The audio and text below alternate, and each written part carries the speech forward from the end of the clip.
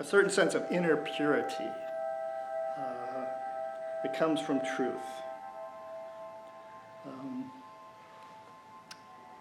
You may have noticed, just in the terms of honesty, not lying, life is much simpler if you're honest and you're not having to worry about lies you told someone and the stories you made up and things like that. Straightforward, you can just chill out, and life is very much simpler, much calmer, lends itself to much more peace. Let me see, there's a quote here I want to read. This is from Sylvia Borstein, who's been teaching up at Spirit Rock for probably 40 years, I would imagine. Every moment of mindfulness is a moment of truthfulness, of direct knowing, direct and clear understanding. Direct, clear, and true understanding is such a relief. It inspires determination in practice. And when you see the truth of how things are, our capacity for loving kindness or metta increases. So once again, this truthfulness and loving kindness are expression of that Buddha nature, that original nature that we have. So every time you see things in a more truthful manner, that can arise as well. It's reminded me, one time I was here for a day long. I was sitting right over there, and the room was quiet, much like when we were sitting. And then next door, they started to have some sort of gathering, some sort of party. And you could hear all the voices. They kept getting louder and louder. And of course, I was getting, not angry, but, resignated to this was going to be the sit. I was going to, chill out, this is what's happening in the present moment, all that stuff. And then I listened to them a while, and they were really having a good time. And you know how some people get in a crowd and they all laugh at the same time, it goes up and down and up and down. And I felt like, oh, they're really having a good time. And then that metta, the compassion, that loving kindness, everything kind of shifted, right? It's like, wow. This stuff really works, because I wasn't upset, but you know what I mean. It's loud, I want my meditation to be deep here, but it was wonderful to see that, and I'm sure you've noticed that as well, right? The truth of the situation, at least at that point for me, was that was going on, but that was okay.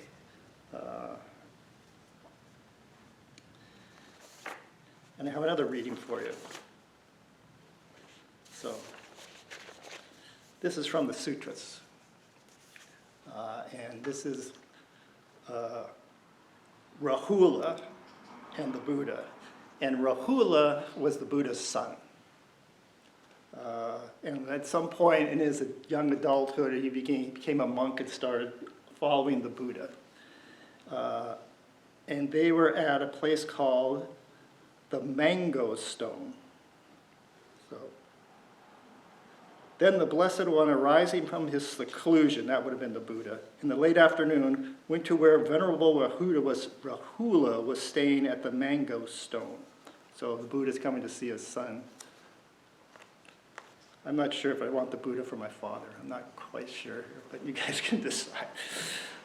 Rahula saw him coming from afar, and on seeing him, set out a seat and water for washing his feet.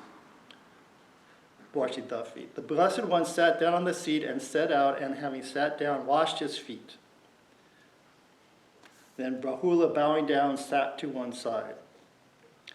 Then the Buddha, having left a little bit of remaining water in the water dipper, said to Rahula, Rahula, do you see this little bit of remaining water left in the water dipper?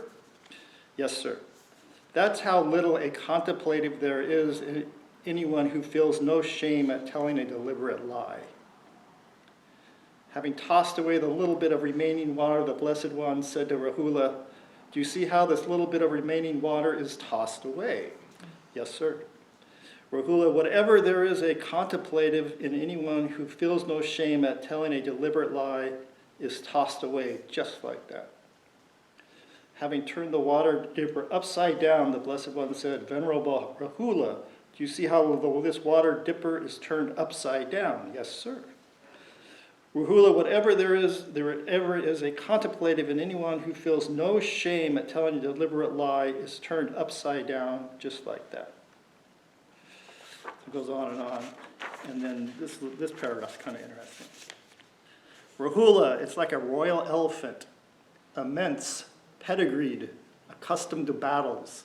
Its tusks, like the chariot poles, having gone into battle. It uses its forefeet and its hind feet, its forequarters and its hindquarters, its head, its ears, its tusks and tail, but will simply hold its trunk back.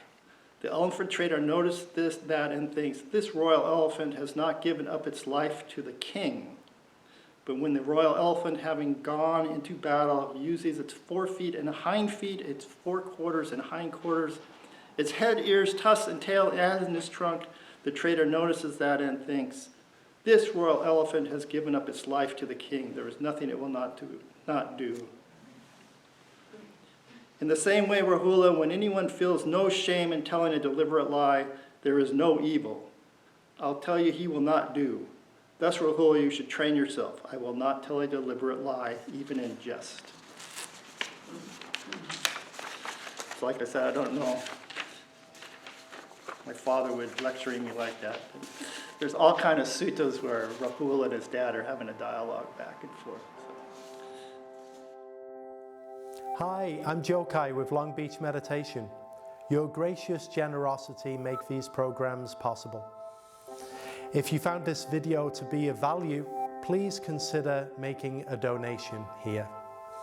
If you'd like to watch more videos like this one, then you can click here. And if you want to stay up to date with Long Beach Meditation, please subscribe by clicking here. Thank you so much.